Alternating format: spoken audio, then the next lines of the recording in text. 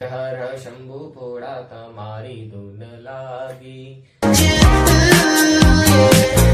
Hello friends, तो finally आप सभी लोग का मेरे न्यू एपिसोड में दिल से स्वागत करते हैं।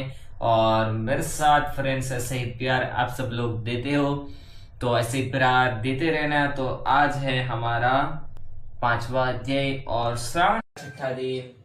तो आप सब लोग को कैसा लगा वो मेरे को जरूर से बताना, और क्योंकि बहुत ही बढ़िया है और मेरे साथ ऐसे ही बने रहे। આપણે વાંચી ગયેલા હતા ચંચુલા શિવલોકમાં। તો સરસ મજાનો 5મો અધ્યાય પણ એવી રીતે જ છે કે બિંદુકની પિશાચીઓનીમાંથી સદગતિ, એટલે એનો જે પતિ હતો તેની જે સદગતિની થાય છે તેને કોણે કરાવી? ચંચુલાએ। તો સરસ ફળ આપે છે, સરસ મજાનું કીર્તન, ભક્તિ વગેરે શિવ કથામાં આપણને જોવા મળે છે। તો આપણે એની સાથે બનેલા રહીએ। તો મારી સાથે તમે રહેજો ને આપણે આ સાંભળશું બિંદુકની પિશાચીઓનીમાંથી સદગતિ। શ્રી સૌનક ઉવાચ। શ્રી સૌનક બોલ્યા, હે સુત, તમને ધન્ય છે શિવજી વિશે આસક્ત બુદ્ધિવાળા તમે અમને આ ભક્તિ વધારનારી સદગતિ કથા સંભળાવી। હે મહાભાગ, સદગતિ પામેલી ચંચુલા શિવલોકમાં ગયા પછી શું કર્યું હતું તેમજ તેના પતિ બિંદુકની શું થયું એ જણાવવા ઈચ્છા છે, તો એ તમને સંભળાવીશ। એટલે એમણે કીધું કે અમને પણ સંભળાવો કે ચંચુલાએ શિવલોકમાં ગયા પછી શું કર્યું।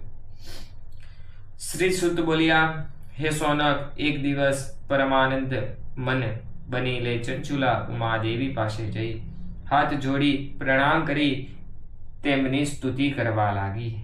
હે ગિરિરાજ, હે સ્કંદ માતા, ક્રાંતિ સ્વામીના માતા, મનુષ્ય નિરંતર ભાવથી તમારી સેવા કરે છે। તમે તો સર્વ દુઃખ આપનારા બ્રહ્મ સ્વરૂપ છો।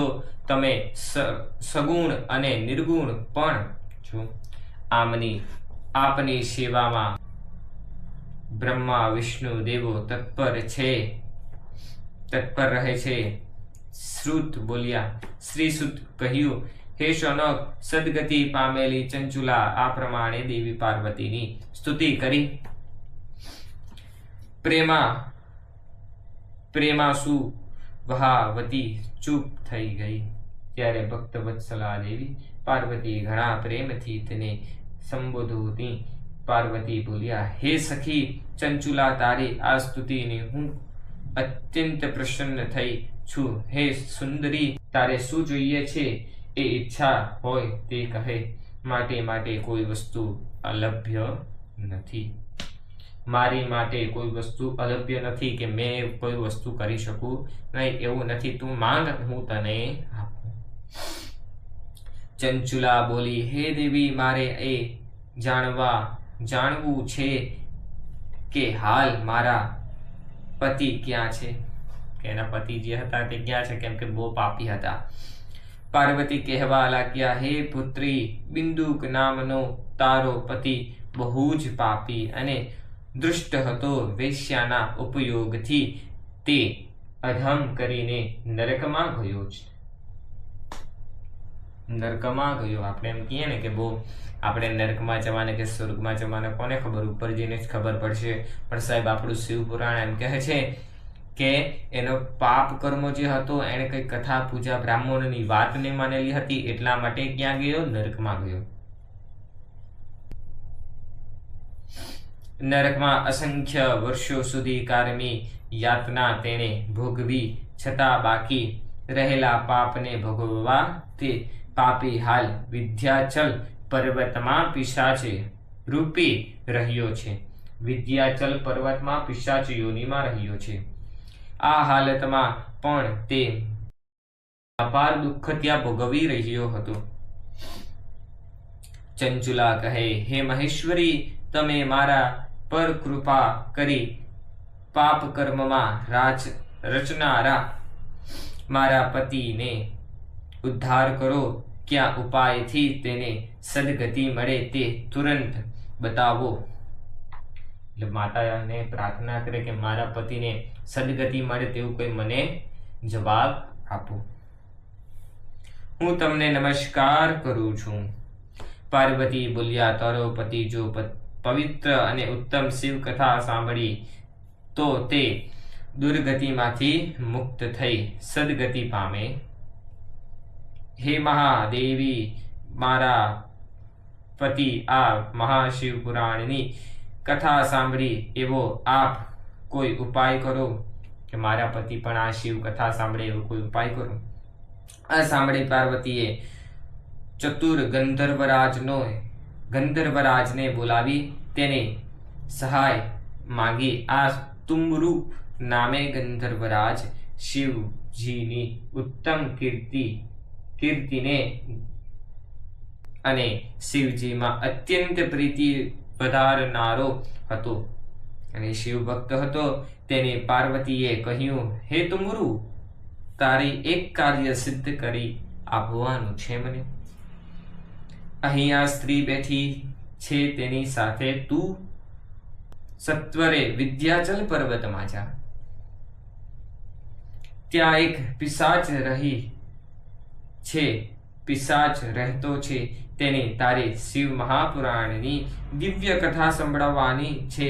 તારી જાણ માટે હું તને એ પિશાચનું સર્વ વૃત્તાંત કહું છું. એ ક્યાં છે, કયો પિશાચમાં છે, તે હું તને બધું જ કહું છું. સાંભળ, તે પિશાચ પૂર્વજન્મમાં બિંદુક નામે બ્રાહ્મણ હતો. તે આ મારી સામે બેઠેલી સ્ત્રી ચંચુલાનો પતિ હતો. એટલે આનો પતિ હતો. આવી રૂપાળી સ્ત્રી પામવા છતાં તે દુષ્ટ વેશ્યાઓ મનોહમાં પડ્યો હતો. બ્રાહ્મણના આચાર વિચાર ને ન પાડતો ન હતો. બ્રાહ્મણના આચાર વિચાર અને બ્રાહ્મણના સંસ્કાર પણ પાડતો ન હતો. અંતે રીભાઈ તે મરણ પામ્યો. યમદૂતો તેને યમપુરીમાં લઈ ગયા. ત્યાં ઘણા નરકોમાં અપાર વેદના ભોગવી તે વિંધ્યાચલ પર્વત પર પિશાચ યોનિને પામી હાલમાં ત્યાં છે. આ હાલતમાં તે પોતાના બાકી રહેલા પાપોના ફળને ભોગવી રહ્યો છે. તેની પાસે આ હાલતમાં તે પોતાના બાકી રહેલા પાપોના ફળને ભોગવી રહ્યો છે. તેની પાસે જઈતું સમસ્ત પાપોને ક્ષય કરનારી દિવ્ય શિવ મહાપુરાણની કથા કરીશ. તેઓ સાંભળી અંતે પ્રેતયોનીમાંથી તે મુક્ત થયેલી બિંદુકની મારી આજ્ઞાથી દિવ્ય વિમાનમાં બેસાડી ભગવાન પાસે હાજર કરી દીધી. એટલે શિવ ભગવાન સમક્ષ લઈ આવજે એવું કહે છે. શ્રી સુતે કહ્યું, હે મહેશ્વરી, આવી આજ્ઞા થતા ગંધર્વરાજ તુમ્રુના હર્ષનો પાર રહ્યો નહોતો. તે પોતાના ભાગ્યને વખાણવા લાગ્યો. આ તુમ્રુ નારદને મિત્ર હતો. એ પછી પિશાચની સાધ્વી પત્ની ચંચુલા સાથે વિમાનમાં બેસી. જ્યાં એ પિશાચનો આવાસ હતો ત્યાં વિંધ્યાચલ પર્વત ગયો. ત્યાં તેણે એક ઊંચા અને લાંબી દાઢીવાળા પિશાચને નિહાળ્યો. તે ઘડીકમાં હસતો, ઘડીકમાં રડતો, તો ઘડીકમાં આમ તેમ કૂદકા મારતો હતો. તુમ્રુ મહાબળવાન હતો. તેણે પણ વિલંબ ન કરતા તેણે વિકરાળ આકૃતિવાળા પિશાચને દોરડાથી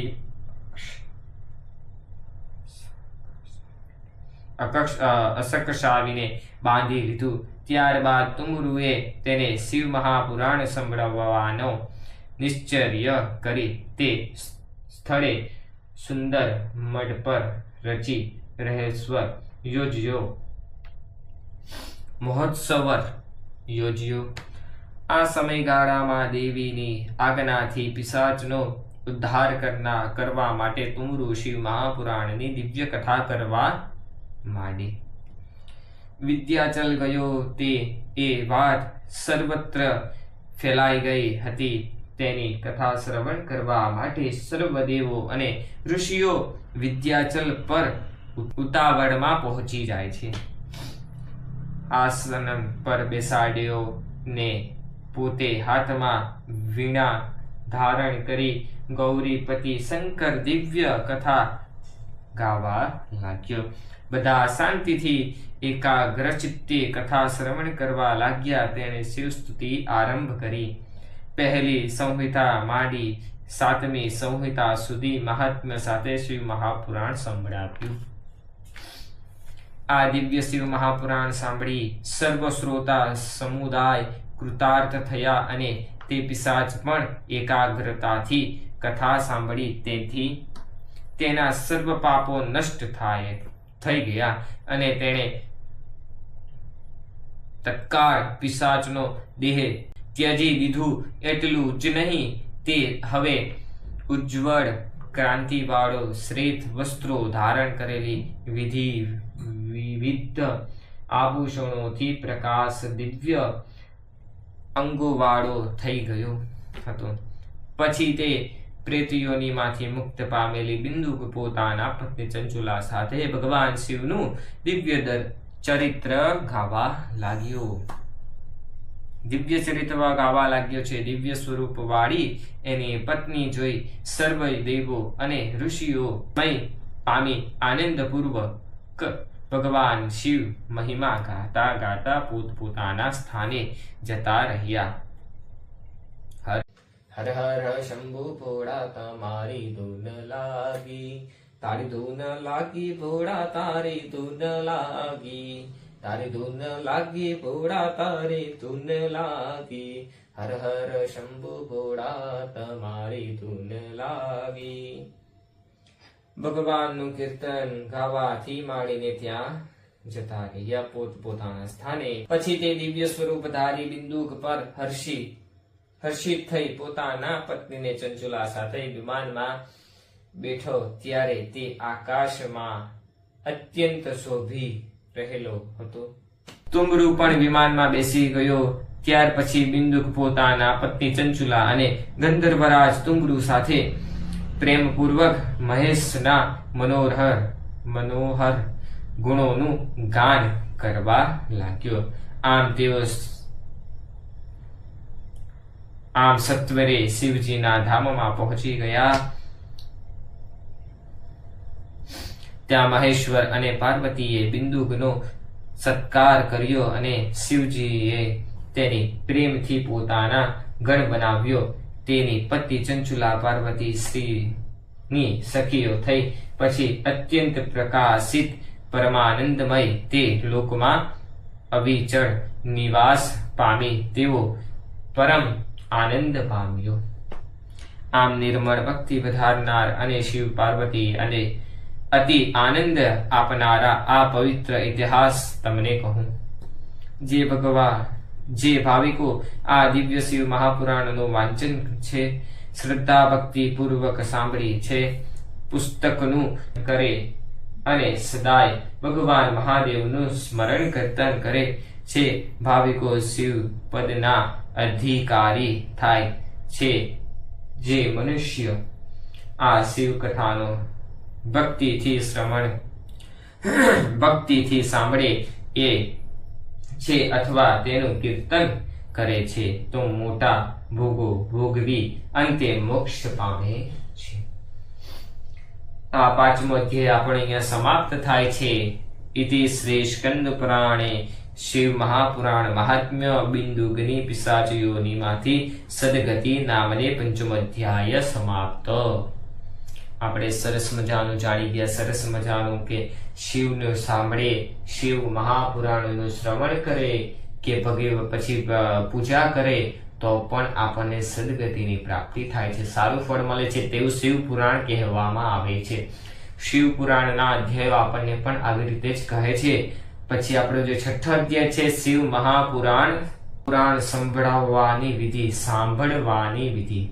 શિવ મહાપુરાણ સાંભળવાની વિધિ કે આને સાંભળવું કેવી રીતે જોઈએ, તે શિવ મહાપુરાણનો અધ્યાય છઠ્ઠો છે. તો આપ સૌને નમ્ર વિનંતી છે કે આવી રીતે જ મારા સાથે તમે જોડાયેલા જજો ને વધુથી વધુ આ વિડીયોને શેર કરો, જેથી કરીને તમારું પણ કલ્યાણ કરે મહાદેવજી શ્રાવણની અંદર. ને સબસ્ક્રાઇબ કરવાનું ન ભૂલતા. જય શ્રી કૃષ્ણ, જય માતાજી, રાધે રાધે. તમને મારો બ્લોગ કેવો લાગે છે તે કોમેન્ટમાં જરૂર કરજો. ને હર હર મહાદેવ લખતા જજો. જે લોકો પણ જોઈ છે તે લોકોને બધાને નમ્ર વિનંતી છે. જય શ્રી કૃષ્ણ, જય માતાજી, રાધે રાધે. ને આવી રીતે જ हमारे साथ તમે બનેલા રહેજો. तो मिलते हैं आप सब लोग को थोड़ी देर के बाद. जय श्री कृष्ण, जय माता जी, राधे राधे.